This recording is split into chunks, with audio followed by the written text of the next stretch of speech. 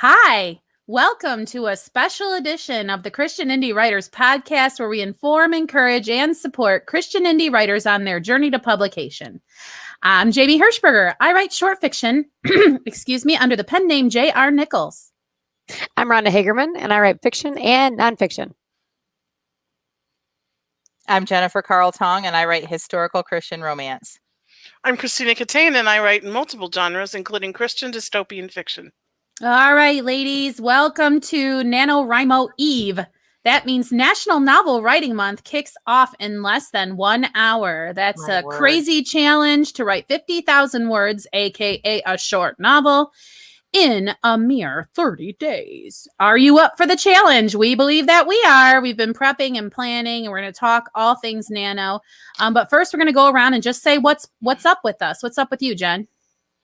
Well, I have still been trying to get things finished at my aunt's house who passed away. And but most recently last night, actually, I got hit with some sort of stomach virus or something.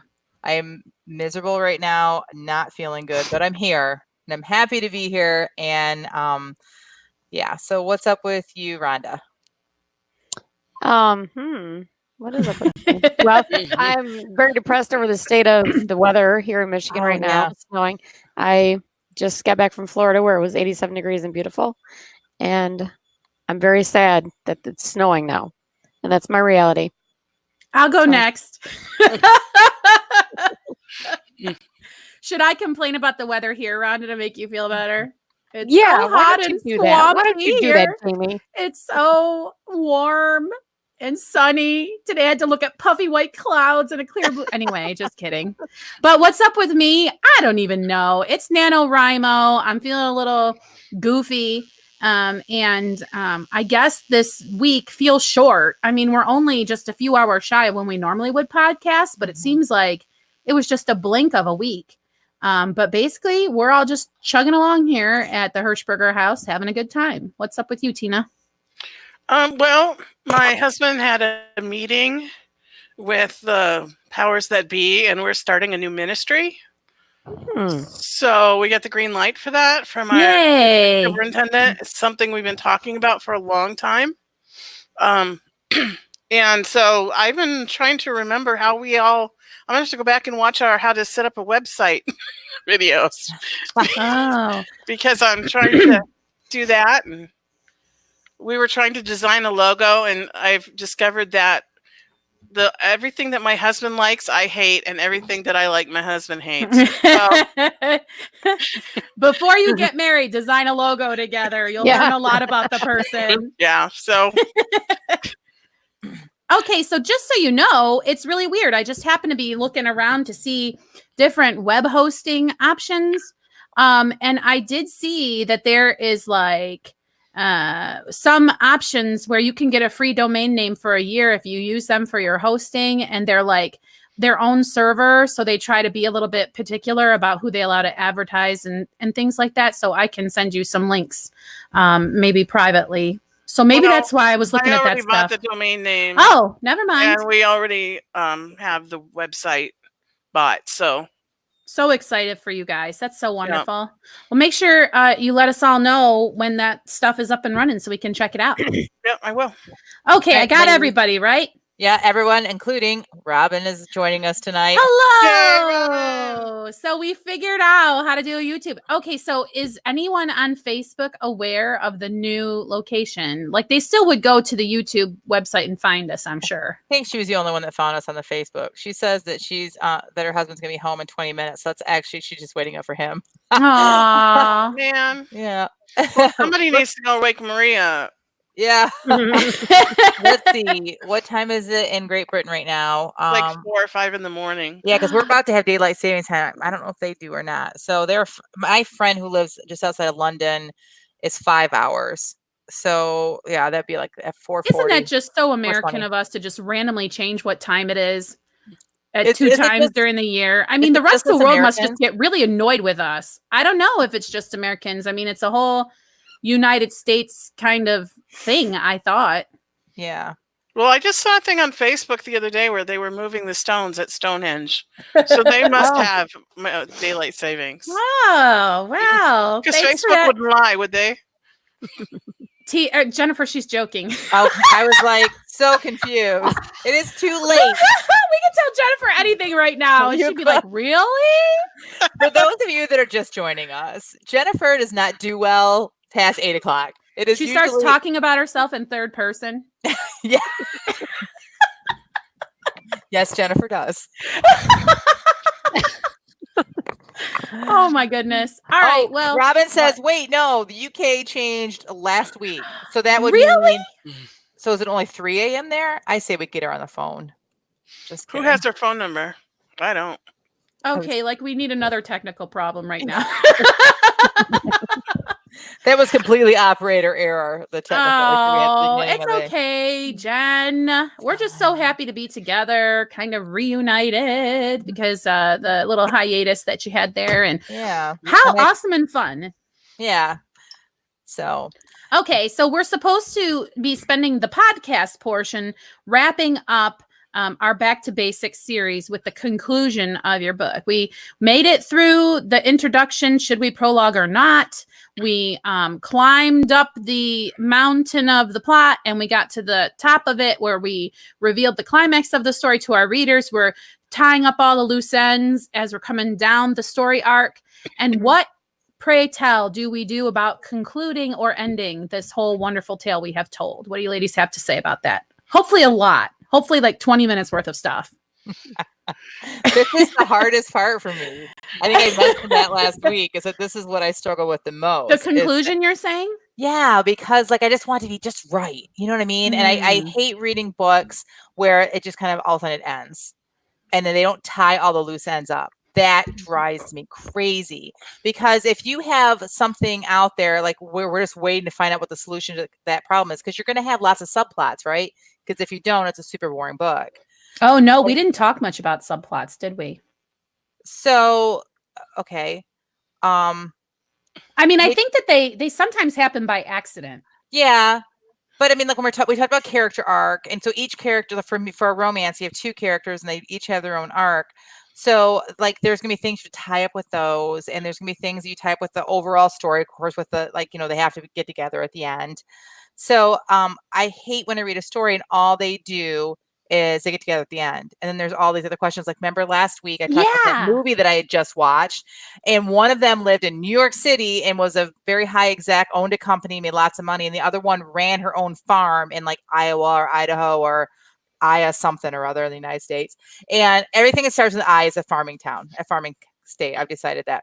So anyway, it was one of those states.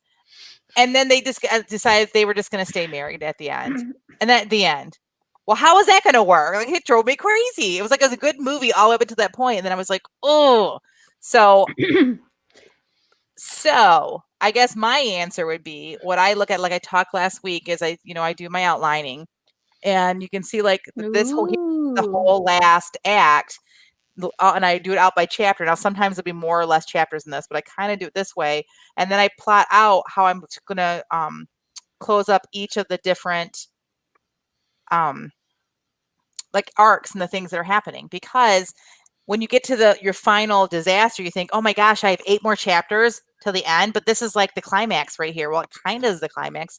Then you got to bring everything together. So this is how I do it, is I map it out like this. I have the final like disaster, but then the actual climax for this one comes in chapter 30. This will be my nano book. And then after that happens, then I have 2 more chapters to kind of bring it back all together and close things up. So wow, that's can I ask you, is that your final rough draft or your final outline?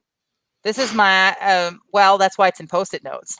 Final. Well, my question is because I believe like 3 hours ago that was a blank canvas. It was a blank canvas. 3 hours. I know. I messaged a picture to our message that we have, a shared message with the 4 of us, a blank canvas of this, and I said I'm kind of running behind because I promised, if you guys remember last week, I said that I would have my accountability was I was going to come with my board all done and ready to go by midnight, and so Yeah. Well, so anyway, that's a legitimate question. Do you have enough points there to where you can start Nano and be satisfied with what you have written down already? Yes, because luckily for me, I accidentally outlined this a long time ago and forgot. And so as I was flipping through my computer, I was like, what's this? And I pulled it up. I'm like, oh, yes, this is exactly what I was looking for. I knew I didn't know. That's so great. It's like a gift for yourself. It you really know was what I a mean? gift for myself. Yep. Yeah. So there are a few blanks, like you'll see chapter 29. I'm like, I kind of left it blank. There's a few in the middle that I left it blank because even though I'm a planner, I think that sometimes the story will change itself, and it may be that the story isn't going to be 32 chapters long. It may be a lot shorter than that. So it'll just be what it is. But I'm glad I'm not alone, because Robin says that she's behind on plotting too, but then I'm mostly a pantser. Well, you're in good company in this group here for sure. Jennifer, when I said, oh, we didn't talk about subplots, it was more or less I was pointing out, I think, a gap in our back to basics sort of information, less than it was like saying, oh, don't talk about subplots. I think that it's important for people to know that there should be a lot of stuff going on in your story. And a lot of times, if you are sitting there on a 30,000 word story and you're feeling like, why is my book not a novel? Sometimes you're just not telling enough of the story, and there is more that you can explore with the characters and their lives, and maybe even personal things that they're going through that would be another subplot to your book. So a subplot is just another concurrently happening or backstory that is also a part of your novel. So just kind of want to address that real quick. Right. Awesome. And okay. Go ahead, you, Jen. Jamie, too. I know that you kind of struggle with how much backstory to put in and what do people care about or whatever. I think that plotting helps with that too, because I found that I'm going to have 2 complete chapters on backstory, one for her and one for him, which is kind of like, oh, that seems like a lot. Does anyone want to read an entire chapter? But then you look at the whole book overall, and it's 2 out of 32 chapters. So I think that helps you, because I think when you're in the middle of the writing and you're writing a really long like backstory, it just might feel overwhelming to you, but you have to look at it as a whole. People are going to read it as a whole. So, and you're a good writer. So if you're a good writer, people are going to read it. I appreciate that compliment, but I also appreciate the advice, because what you forget is that your work is new to the reader. So for you, you've been thinking about it, planning it, wondering, deciding. And so when you go to put your fingers to the keyboard, you sometimes feel like this is stale, because in your mind, it's not any kind of earth-shattering fresh stuff. But you have to remember that the reader is approaching it fresh, brand new, and it will be good to them if it's vital to your story. So I really appreciate that. That's very helpful. All right. What else about conclusions? Now, Rhonda, if you're writing a mystery, you obviously have to think carefully about your conclusions, right? I know that some of the cozy series that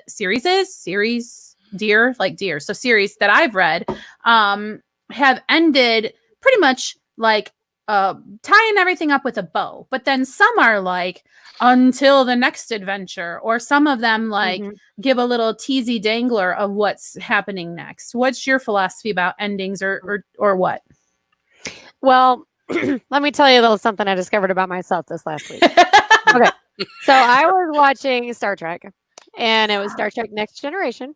Yes, and I'm Scott listening. Came back. Yes, so it's the one where Scotty came back, and I love that one. Yes, and you know, spoilers. Elderly. I should go get my husband. You just need to go watch it. So anyway, you know, he's elderly, and I love old people anyway. And the story was building up, and it was getting to a point where it was in the hero's journey where he wins a victory, but then instinctively I knew right after that something bad was going to happen, and I was just afraid they were going to kill him. Yes. So I almost turned it off because I did not want to see anything bad happen to him. And I thought, you know what? I'm so glad I watched this episode, because I mean, I would have watched it anyway. But that is a real problem I have, is hurting my characters. I just want everybody to be happy. Then maybe romance is a good fit for you because at least you get happy ever after at the end. Yeah, right. Even if bad things happen along the way. So maybe this is going to be a natural outflowing. Oh, look, Jennifer. Bad things happening along the way. Yeah, Just saying. Yeah, but also right now where I am in my life, I'm ready to kill some people. So I think mystery is also going to be really good. Awesome. There's going to be like therapy in these Yes. words that you are writing. That's great. Very much so. Yes. Some of this therapy, are you still planning on writing a character in that's a prostitute named Jennifer? Just wondering, like, if there's Yeah. sort of. Of course. Oh, goodness. Yeah. But anyway, to answer your question about mystery, you do need to wrap everything up because it's I don't know. I think the definition of a mystery novel is having answers to the mystery too. So everything does need to be tied up. Does a mystery ever like give you a breadcrumb or like a nugget for the next book? Like at the very end? That's cool. Sure. That's really cool. It's really funny how mystery and romance kind of share a similar trope in that you know how it's going to end. It's going to end, case closed, mystery solved.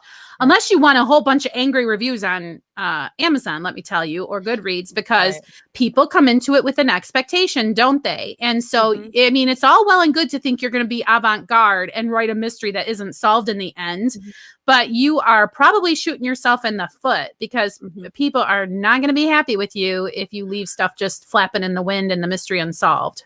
Yeah. Then you have mysteries like the Sherlock Holmes mysteries where he solved the immediate mystery, but then like the Moriarty storyline carried over across the book. Yeah. And I like how you had that to look forward to in everyone. Yeah. And like for my novel, my wrapping up is actually sending Angelica off onto another adventure. So like at the end we see her like leaving for her next adventure, which is, it wraps up the story that was told in the book, but it also gets the reader ready for the next one. That's really cool. Like, so mine, because I write in series, but the romance series, they stand alone, even though they're part of a series.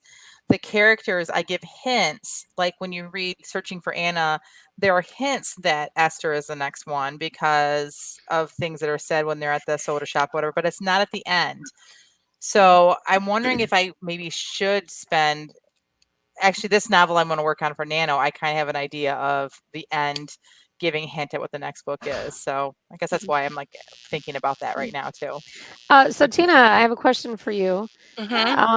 So Angelica's going to have her story arc for this story. Is she going to have a larger overall arc for the entire series? Yes. Do you want me to go into detail? Would you care to elaborate? Well, just like, I think it just follows real life because, you know, this is the story of her going from feeling unforgivable to finding grace. Awesome. But that is never the end of the story. Because we have our walk and where we learn to go from grace to grace. So her overall arc of her growing closer to God and learning to trust him more and going from grace to grace is going to continue.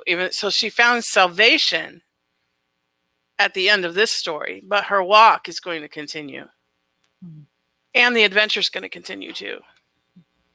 Barbie says, you answer the puzzle of current book, but may retain some unanswered if it is a series.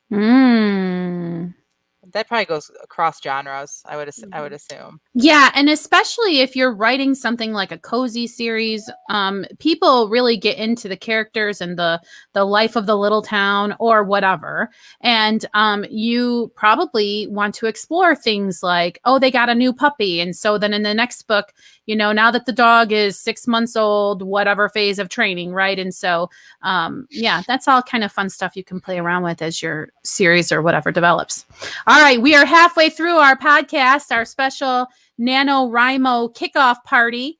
And I I just would like to check in with you on see if we've pretty much covered conclusion. Do we have any commenters who have questions, or do you ladies want to add anything about? Oh, maybe we should talk about whether or not a prologue is necessary. Are you allowed an epilogue? Yeah, epilogue? Are you allowed to do an epilogue if you did not do a prologue?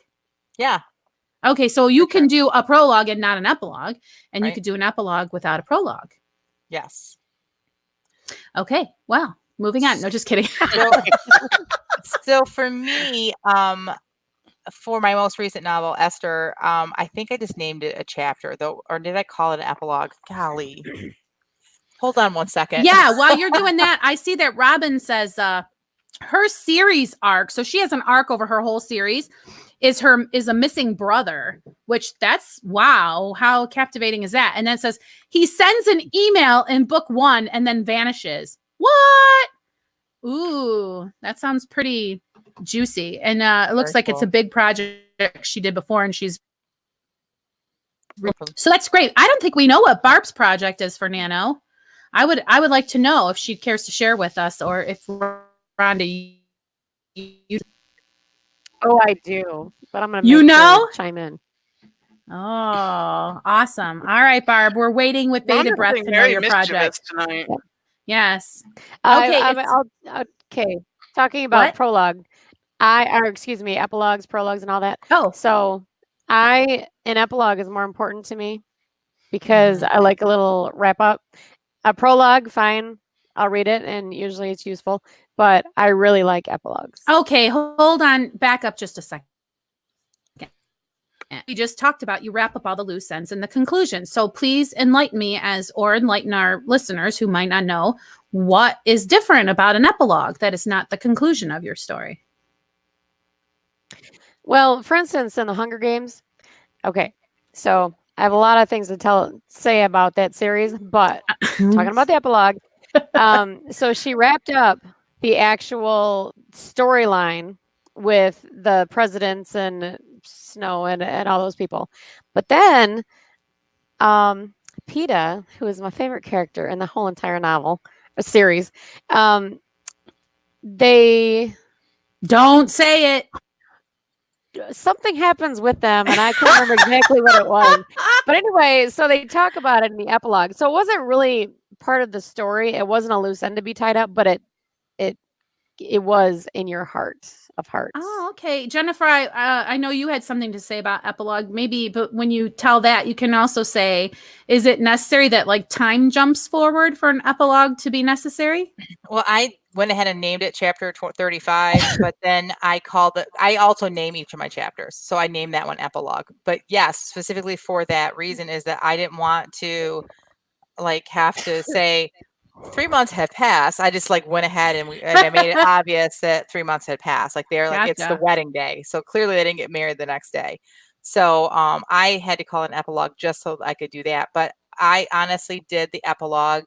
I struggled with it with that book. I didn't know whether just to leave it at how I had it or not, but I really wanted to be able to tie up more loose ends because, like I said at the beginning of this podcast, I don't like loose ends. I don't like reading a book that doesn't tie it all up or give me at least a hint at what is happening.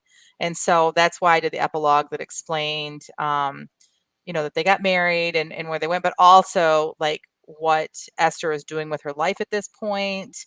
The fact that Phoebe wasn't able to come home for the wedding is very important in the next novel and things like that. So I felt like I had to do the epilogue. So. Okay. First of all, Robin says Team Gale, Rhonda. So she is your foe. Oh, she is my foe. I'm Robin now. Really, Tina? Yep. You're Team Gale too, Tina? Yes. Oh my word. I really have no opinion because officially I've only seen the movie, so I feel like I cannot vote. No, you need to read the book. Yeah, that's what I understand. Yeah, so whatever, but I mean I could tell you a whole bunch of why I feel the way I feel about it. I'm not getting into the fray. Okay, Robin also says, first of all, Robin is very curious about Barb's story as well. Barb, we know that you're holding out on us. And also that she has an epilogue in the prequel. What? Oh, the prequel. I thought she was saying she had an epilogue in the prologue. Which confused me. It's late. I understand. Awesome. She All also right. said that her that's not what I meant to show. No, I didn't mean to show that one either. She said my epilogue is only hours after the ending. Hey, you know what?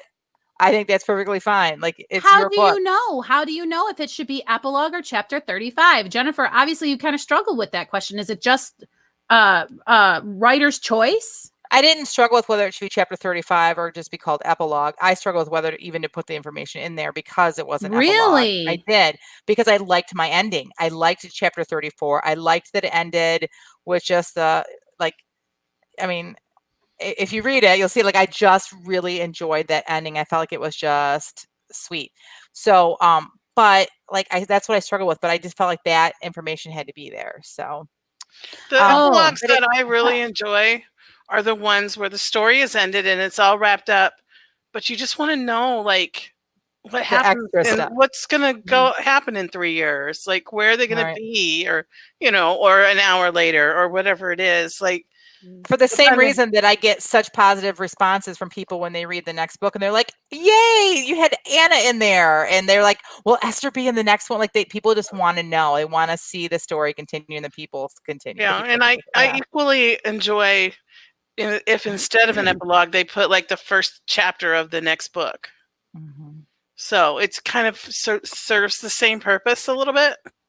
Right. So Barb's finally talking to us, but not what we want. Which one is Liam? Okay. Oh my word. All right. All right. Liam is wait. Before you say that, Robin Sardi has to take off because her hubby came home. So happy hubby day. And she says, good luck with the writing. See you later. Also, she did an epilogue because she wanted to reassure her readers. The action had actually ended in her book, and she wanted to reassure her readers that action happened after the fact. So I guess that's a good way to know if you need to tack on an epilogue, if you feel like you're leaving your readers hanging about something. So who's Liam, Rhonda? Gail. Oh, okay. I'm telling you what, if she's a Gail fan too, she can just pack her bags right now. Oh my gosh. Rhonda stay with me. Yeah, Rhonda is serious about her book boyfriends. We know this from the past. Yeah. It was like a legitimate cougar crush for the first time ever. Aww. A legitimate what crush? A legitimate I don't think we should go there. Oh. Did she say goober? Cougar. Oh no, because when you read fiction, you are the age of all of the main characters. That's right. You're right. Like you're you become like a peer of theirs, a contemporary of theirs. Although I guess that really isn't true, because just recently, well, I guess this is a different kind of media, but just recently I went and watched Alfalfa from the Little Rascals. And he was singing "Let Me Call You Sweetheart." And now that I have a little boy, I watch it so differently. I'm like, look at this cute little kid. When I was a little kid, it was like, this kid thinks he can sing. It was like a whole different kind of funny, but this was just so adorable. But anyway, when you get lost in the story, you kind of feel for the characters. Isn't that funny how you can feel so strongly about some squiggles on a piece of paper? Yes. Mm-hmm. We really have some power as writers to create people who are real to the readers. And I think that anybody going forward and writing something for NaNoWriMo, or just writing in general, has to understand that we want to like what you put out. So be brave and write the truth as you are seeing it in your head, or however your words come to you. And we will really want to see it. So let us know all of it. Let an editor tell you to cut it out later. Just barf it all out right. That's the spirit of Nano.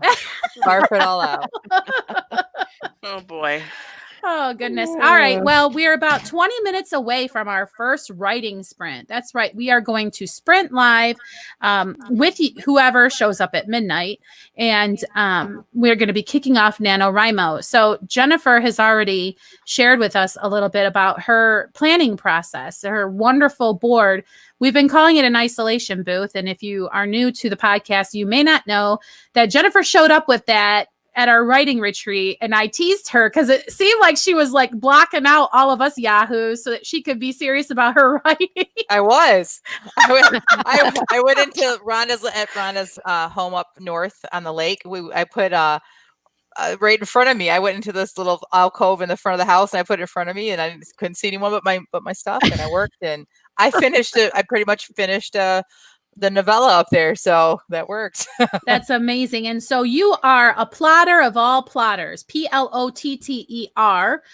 In the world of National Novel Writing Month, there are plotters who plot out every point of their story in advance of National Novel Writing Month. Then there are pantsers, PANTSERS. We write by the seat of our pants. Notice how my verb tense or whatever it is changed. We, yes, including me. Although this year, I will say I am like a real hybrid plancer person this year.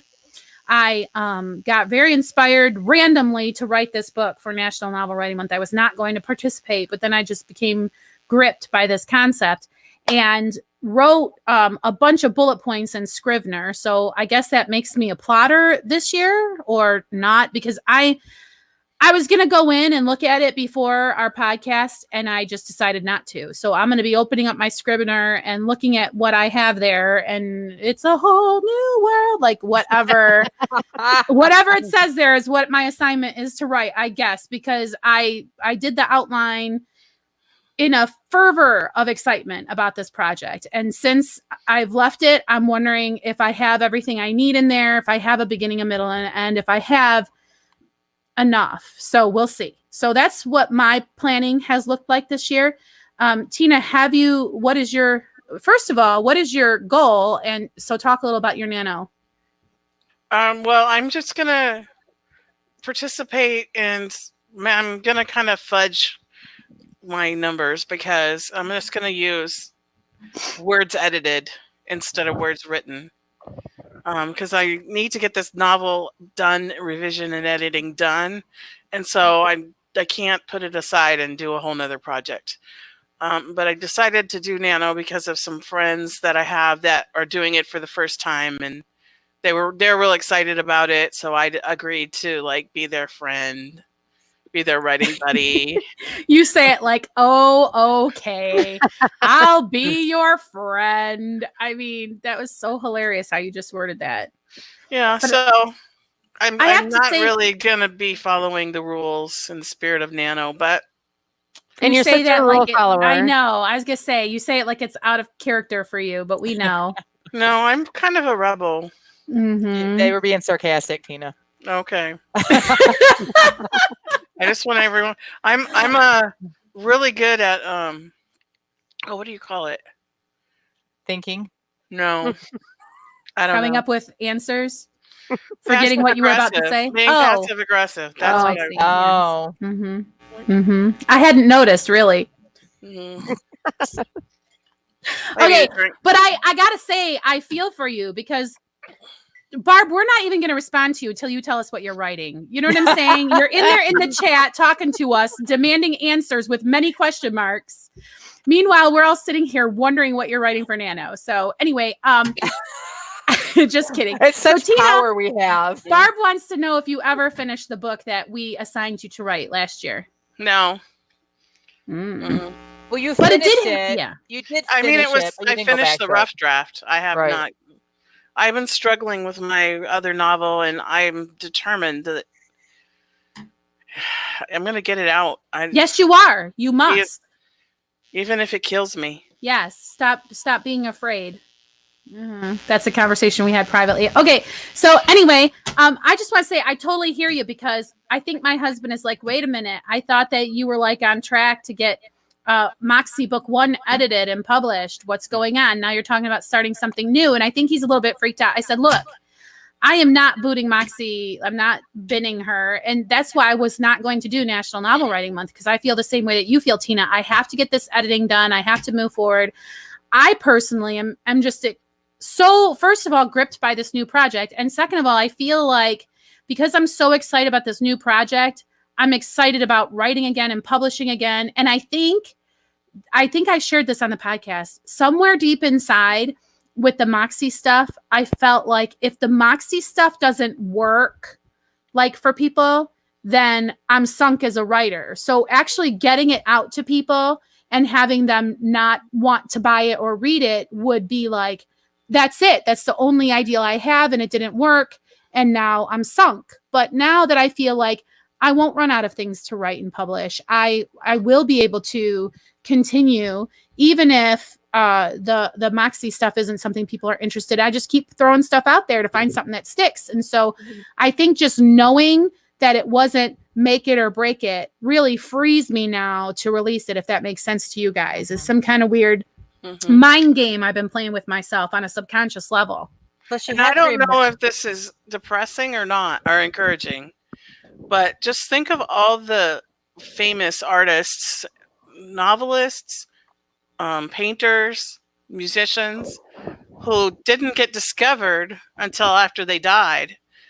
And then that's very discouraging for me.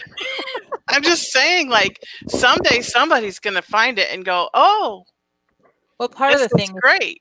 The thing is that there's so many things that affect whether a book is successful than just the writing. But the problem, the best part you have though, Jamie, is that you are a talented writer.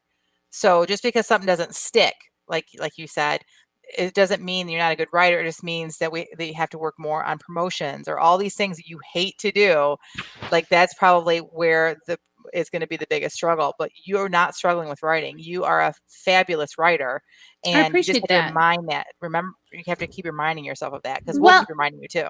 Yes, and another thing that I really have been guilty of is not really thinking about what we say about letting all of our words honor Christ. Because if you're talking about written and spoken words on the page, and Tina talking about leaving some kind of legacy behind, if you write something and you are a Christian, so who knows what God will do with it, whether it sells 1 copy or 1 million copies, whether all it does is declare your truth and put yourself out there like a cuttlefish or some kind of a creature that's at the bottom of the ocean that mankind doesn't even uncover until 100 years from now, but it was there all along.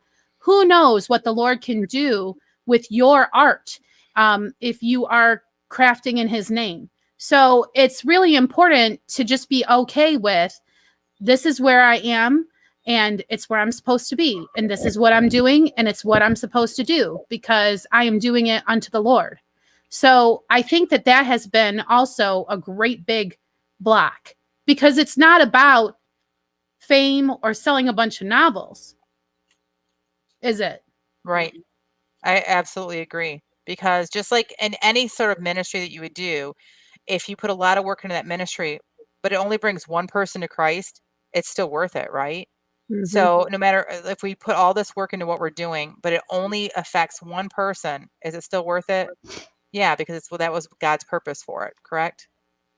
Mm-hmm. Yeah. So, I mean, it's like, what more permission slip do you need to go out and do great things for the Lord, other than, he will work it for his glory. And so for the kingdom. Okay, well, not to turn our podcast into church or anything like that. That's all right. So Rhonda, we haven't talked at all about how you are preparing for NaNoWriMo, although you gave us a little sneak peek last week and you showed us a big fat stack of index cards. Is that your plan? Yes. I've got, what I did is I went through and the expectations for the hero's journey, for a mystery novel, and for a romance, I melded them all together, and the things that made sense I kept, and then I had some questions for different scenes that I wanted to write, and so those are my cue cards for my sprints. Cue cards, what an excellent term, because it's like just a little speck of an idea that launches so that is an ultimate plantser. Yeah, because I'm gonna write down this whole idea because it'll make it stale, right? Outlining is my favorite thing almost on the planet to do. I love outlining so much, but I can outline something to death. I've got probably about 15 novels that are outlined and they're not written. So this Nano, I decided I'm going to just have sprint. What in the world? I cannot think of the word. Just writing card, like you know, when we do a sprint, we have suggestions for Prompts. what that. Prompts. Yes, thank you so much. Telling It's you, like it's late. password or It's already- $20,000 pyramid. You got your hands chained under the chair. She's going to describe it to you, and you have to come up. What is a prompt? Ding. Yeah. This is already not looking good for me. Okay, so yeah. So Nano, I'm gonna experiment with planting. Wouldn't it be great if there was just an audience out there who loved to just read outlines because they don't care about details? Like, if you could just publish your outline and have people read it and be like, that was the best story ever. Like, That would be great. Yeah. I mean, maybe that's where we're headed with all of this, like shortening of the language and all that stuff. Yeah. Maybe you could publish your outlines and have people could write them. Oh, yeah. And we could see all the different stories that would come out of it. Oh, Actually, that that's would a be good really, idea. yeah. Mm. I love that. I'll give you a portion of my first $1 million off that idea, Tina. Okay, someone asked Jennifer a question before she nods off. I am fading fast. I know. Oh, you still okay? Like, we can maybe excuse you after the first sprint. You know. Oh, I don't know. You don't know. Like, I think what we had talked about doing 2 writing sprints at midnight, which is about 9 minutes away according to my clock. Did we synchronize our watches? 9 minutes. Yep, I got the 9. satellites have done it for us. So anyway, we are supposed to sprint in 9 minutes for a 10-minute sprint. Jennifer. Sorry. Oh goodness. That's weird because a door slammed over here and then your dogs barked. Like, do you think they could hear that? Like, through your headphones and stuff? No, from Florida. Oh my goodness. That's I think I'm going to kill them is what I think. It's midnight and they're barking. I have no idea why. Wake up, Mom. Wake up, Mom. You have to sprint. Wake up. Anyway, so we are going to do at least one 10-minute sprint. And then, like, are we sharing what we write, or we're just talking about how that went for us, kind of a thing? And then we're launching into another 10-minute. Is that what we're doing? So a half an hour of sprinting guaranteed. And since it doesn't look like we have a really active participation level with us. Yeah, we can't even get Barb to answer our question. I know. At this point, I'm giving up. And do we have to do a new window for the sprints, or are we just doing them right here live? I thought we were just going to do them right here live. Awesome. Okay. I really appreciate you, Jennifer, because I say, what is happening? And you just tell me. You don't be like, are you ever going to know in advance what is happening? And the answer is no.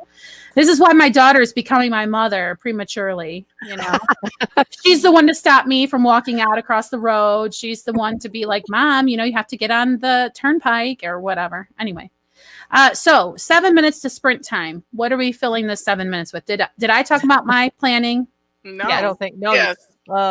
Sort of. Yeah, I did a Scrivener outline that I am afraid of now because, we should talk about backing up your work, because I just made sure that my Scrivener project was going to back up to Dropbox. Mm-hmm. You all do not want your computer to take a dump with your word NaNoWriMo project on it, irrecoverable. So do you guys back up to Dropbox? What do you do for backing up your project? I used to, but then you guys remember when was it? It was a while ago.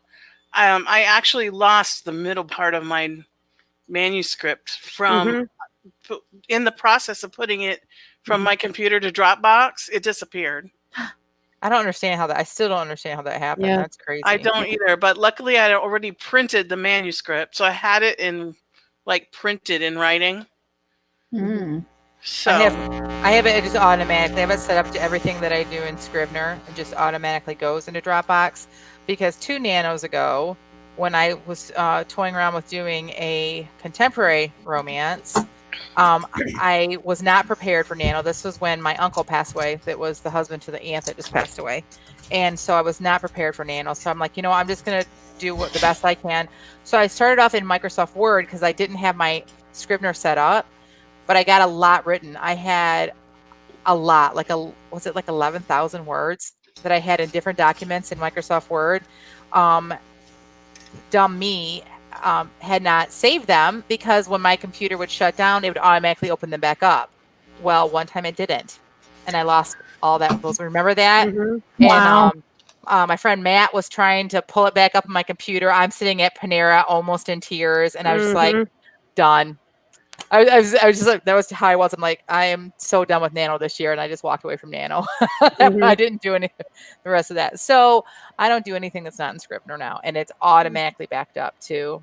I don't have to move anything; it just automatically goes there. And the cool thing is that if I'm not online, it saves it to my computer, and it saves it to Dropbox. Like it does both at the same time. It's the greatest thing. Yeah. I'm really freaked out about this, and because I have a new machine, and I thought that I was auto saving to a Dropbox file. I'm not sure that I am, and so I think I figured it out. So anyway, I'm going to have to make sure that really happens, because I do not want to lose what I write. Well, last year during Nano, I don't know if you guys remember me losing my 17,000 words. When my computer restarted while I was working. Oh no! Yeah, so you Me might too. want to... Remember, mine showed up when I went in. Remember that freak out moment I had? It showed up that I had lost, like, I don't remember how many thousands of words it was. It was just some sort of glitch in Scrivener, because all the words were there, but I was like in a panic. And then it happened to you, like something else, right? We're just like, what's going on? Yeah. And mine never came back, I think, because of the restarting. But anyway, now if I ever use Scrivener again, I will save about every 150 words. Well, I've been writing in Google Docs. I almost said Hangouts, but I knew that wasn't right. I like Docs a lot. I've been writing in Google Docs and then copying and pasting it into the Scrivener. That's a good idea, because so then I'm still organizing it in Scrivener. But yeah, so you're not going to lose it. It's in the cloud if you're writing on Google Docs. The takeaway from this, guys, is please, please, please save your work frequently, often, and in more than one way, so that we don't have a sad tale of woe to relive with you guys next year. So yeah, that's all I have to say about that. People never had this problem when they used typewriters. Hey, that's right. They had a whole bunch of other problems. That's terrible. Amy and Tina, can I ask you guys a question? Yeah. Is there any reason why you don't edit for a little while every day and then write a little bit every day? Is it just too confusing to be working on 2 stories at the same time, or? I just don't want to commit to that. Like, I mean, I feel like it's a big enough undertaking to promise to myself I'm going to write 50,000 words in 30 days. My optimistic intention, which we all know what they say about intentions, is to do both every day. But I want to write and write and write with as much energy as I have to put into writing, and then use the rest of the time or motivation or whatever to edit. Or on the days when I'm just like, hopefully I'll have a word count banked up, because I know I'm capable of writing a lot of words in a short amount of time, that I can take a day away from the Nano project to do editing. So it's going to kind of be my palate cleanser, so to speak.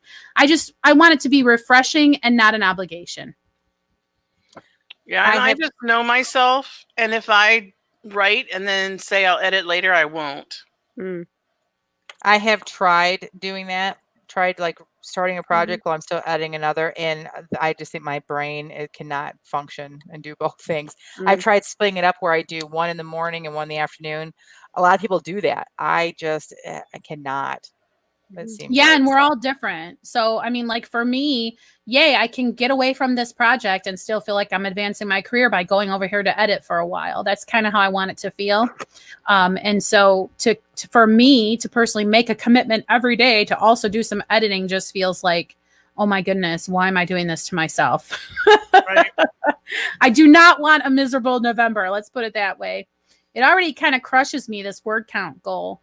And we talked about this a lot on the podcast. And so it's so funny. I like to tell the story. Jamie, is it possible to just sign up for Nano and not win? I'm like, no, but I really have surrendered even that much to God. I may not get 50,000 words this year, but I'm going to write this story that I have. So we'll see where it goes. I may not win. I may say this story is over and it's 42,000 words. So put that in your pipe and smoke it, or whatever you would want to say.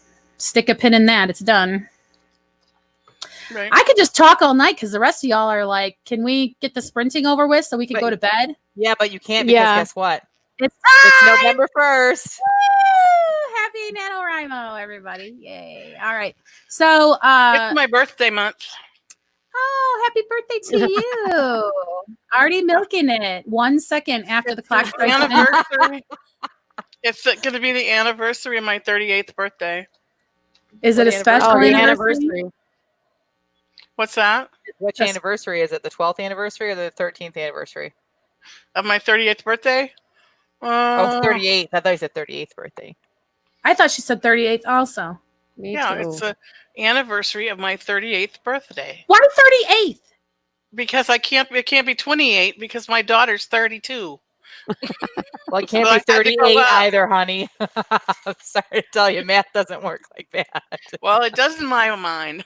All right, are we ready to get some stop talking sprinting? about math and talk about letters again for a while?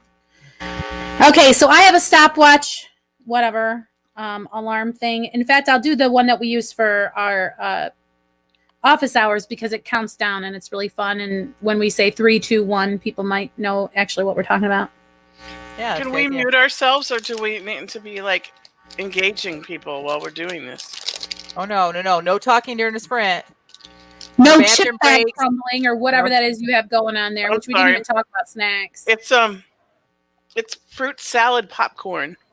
Okay, let's talk about that on the break. Okay, so timers. I don't have a 10-minute timer. Hold on. Fruit salad popcorn. Fruit salad flavored popcorn. Yeah, you need to be muted, Tina. Like I'm already hearing crunching. All right, 10 minutes. Here we go. That's not the only reason. Help! Oh wait, I got it. Hold on. 1000.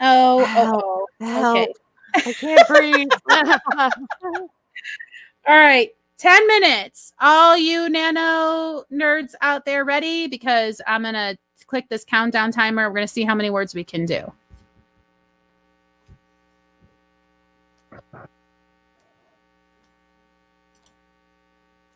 Three, 2, 1, go.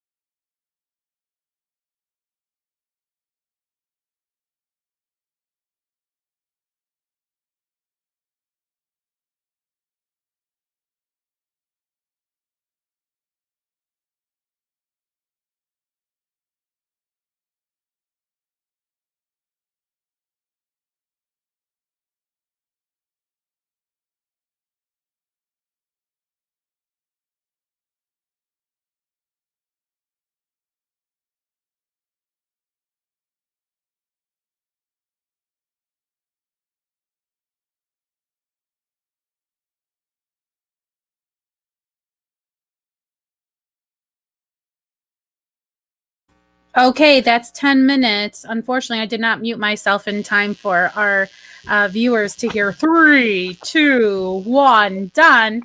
But that was 10 minutes. So take a moment to run the word counter of your word processor. And everybody get your word count for the sprint, and then we'll report back.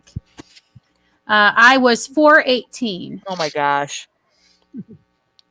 I was 194. What?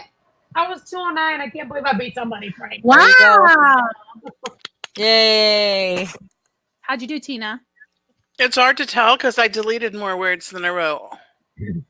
All right. So You're not supposed to. Oh, that's right. 25. You're editing. I forgot. So if we were playing golf, you would be the big winner because your score is lowest. Negative 573.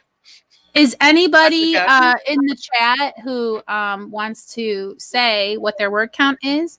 We'll give you a couple minutes. What her word count is. Barb's going to tell us? She should. Okay. Well, I have 12:13 right now. So the next sprint will be the time right now. It's 12:13. So the next sprint will 1,213 words. Oh, I did. Barb had 186. 186 on the mystery book. Anyone else want to share? We'd love to hear it. So we have other people watching. They're just being quiet, which I get. But maybe they didn't hear me. The time is up. Time's up. Pencils down. So the next sprint will take place at 12:18. We are sprinting on and off and on and off instead of just dedicating a whole hour to writing, because the research that we have done shows that it is beneficial for you to take breaks. There are many philosophies about how many breaks and how often. There's something called the Pomodoro method, which I cannot remember. How is that? 25 minutes, 5 minutes off, and you do it in 3 segments.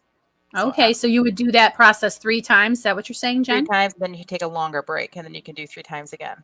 And you use it for more than just writing. People use it for cleaning their house or for other big projects, and you get more finished by doing those. Wow. So you set a timer for 25 minutes, and then you make yourself take a break.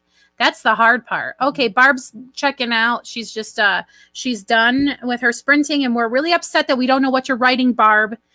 Maybe she'll tune in next week and share with us in the chat maybe box. Rhonda should just tell us. Getting ready to walk past me. Are you kidding me? Is she right there in the room? Yeah. This whole time. Did you guys know that? I didn't know that. Did I miss that? Then. Yeah, you will. She's in town because they're closing on Grandma's house tomorrow. Oh, okay. Well, it was. Yeah, it was more hints and inferences, which we know that you're not sharp as a tack at this time of night, Jen. So we forgive you for time not. Of the day. All right, that's a polite way of putting it. The big clue was when she said, "My mom's calling me," and she leaned over and looked. Oh yeah, I forgot about that. Instead of picking up her phone, it was pretty subtle. Wait, Barb is her mom? Oh goodness. Okay, y'all have 3 minutes. That means if you need to use the ladies' room or anything like that, you can shut off. To see my oh yeah, we have to talk about this. Salad, gourmet popcorn. You're joking. You're fooling yourself. Like it's popcorn still with sugar all over it. Yeah. Where is my camera? See? Like all colored. What's that blue vegetable? How about it's how about I just bring you some fruit salad? I have that. This is like salty and sweet at the same time. Well, we didn't talk about nano snacks. Now, Jennifer, with your stomach upset, you haven't really been feeling like putting away the snacks. But what do you like to have around for nano? Back in the day when I still did sugar, it was cherry Pepsi and a Snickers. Now it is cherry Coke Zero, which I should not drink. I know it's not good for you, but I drink it anyway. Cherry Coke Zero, and I don't know what my sweet go-to is anymore. Maybe you could make some fat bombs. Yeah, I like making fat bombs. I'm doing lots of keto recipes. Like I found a cinnamon roll recipe that I'm gonna try, Rhonda.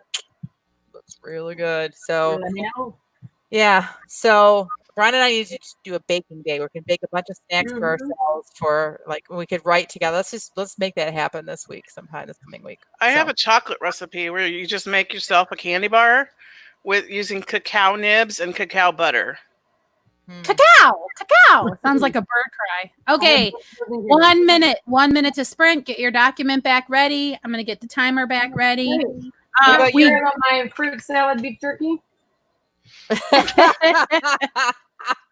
I'm so picky about beef jerky. It's got to be like that steak kind, the stuff that's like $12 a pound. So I just can't. I can't eat the plastic like jelly shoe texture beef jerky that they sell in most packages. It makes me crazy. My mom used to make salmon jerky. That was really good. All right. Are we going to go or do we want to finish a snack conversation before we start? Let's go. Okay. I want to go. You're rousing enthusiasm here.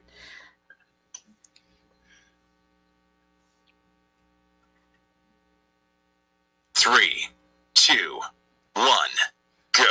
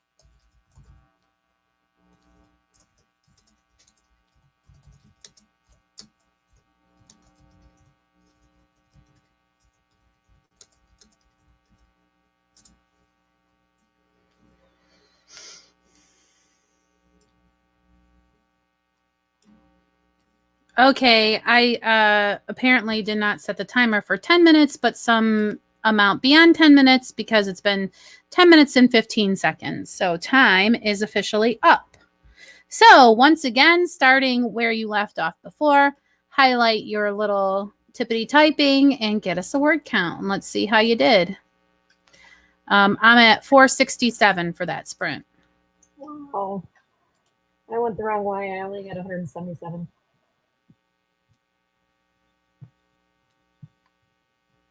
Anyone else? 272. Nice. And Tina, any kind of a... You're muted, by the way, Tina. In case you're trying to talk to us. Why is no one responding to me? Okay, well, I started out... Where am I? Hold on.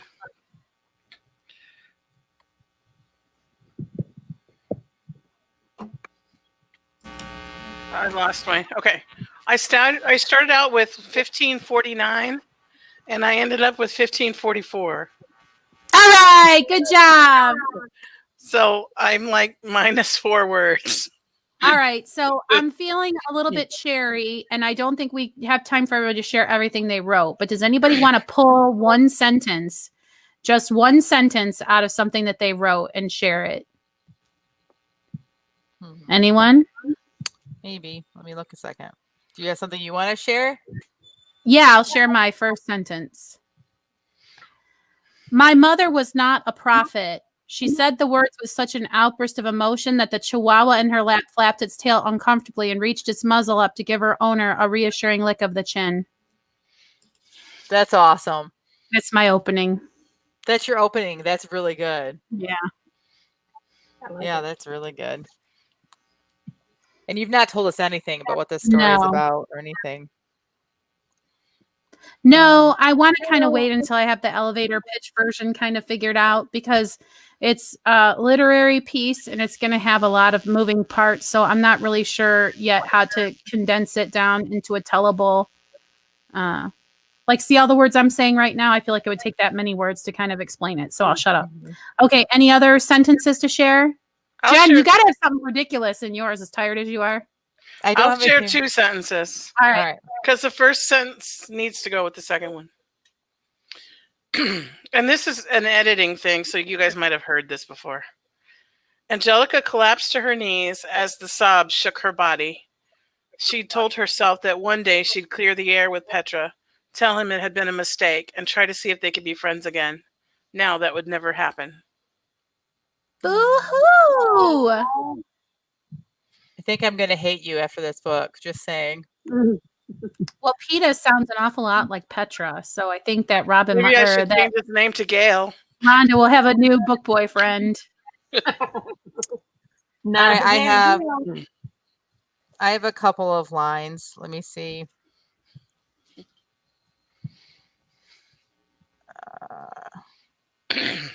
Kate was momentarily shocked at the effect her soft Irish lilt had on his senses. He removed his hat and ran his fingers through his now sweat-drenched hair in hopes of regaining his composure. I like this line too. Her green eyes nearly sparked as they quickly darted toward the direction of her barn, then back to him. Had he not been staring at them so keenly, wondering if the amber specks were more prevalent when she was angry or if they were always there, he might not have noticed. He's paying attention. Mm. Well, I'm glad to hear what book this is going to be. Oh, we can't hear you. Where's your microphone? Oh. Oh, can you hear me now? Yeah. Can you hear me now? What did you say? You're happy what? I said, I think I know what book you're reading. And I'm glad to hear it. Yeah. Yeah, it is the one that you're happy to hear about, I'm sure. Mm-hmm. Nothing to share, Rhonda? I will share one sentence, and it's terrible, but I just want to be part of the crowd. All right. I tried to sneak a glance around behind him to see if there was a lasso, but he seemed to misinterpret my glance. Oh! That's so awesome. Check out the lasso. Yeah, that's what she's doing, right? Yeah. Yeah. I've used that excuse before. Yeah, look at the lasso on that guy. I'm just checking out your lasso. Okay, ladies. It's looking like a sign that it's a good time to wrap up. Any other last words before we take off, guys? Good night. All right. Well, I in like that it. case, do not look for us at 10 a.m. because we'll be asleeping. This concludes this episode of the Christian Indie Writers Podcast. So until next time, may your pen be prolific, may your deadlines be met, and may all of your words honor Christ. Good night, ladies. Bye. Right.